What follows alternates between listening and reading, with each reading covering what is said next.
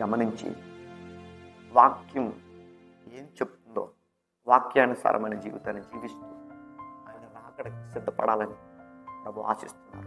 అయ్యో విడవబడితే శ్రమ, ఆ విడవబడిన గుంపులో మేము ఉండకూడదని భక్తిని, పరిశుద్ధత నుంచి అతి పరిశుద్ధమైన జీవితాన్ని జీవిస్తూ వాక్యం అనే ఉదక స్నానం చేత ఎల్ల వేళల పరిశుద్ధ పరచబడిన వారమై, చెక్కబడిన వారమై, నీతిమంతులుగాను యథార్థ హృదయములుగాను పరిశుద్ధులుగాను ఉండాలని దేవుడు ఆశిస్తున్నాడండి.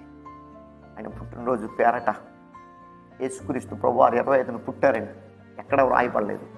యేసుక్రీస్తు పుట్టినరోజు జరుపుకోమని ఎక్కడ వ్రాయబడలేదు. దైవ పరిశుద్ధ గ్రంథములో 2 పుట్టినరోజులు మాత్రమే వారు జరుపుకున్నట్టుగా బైబిల్ వ్రాయించబడింది.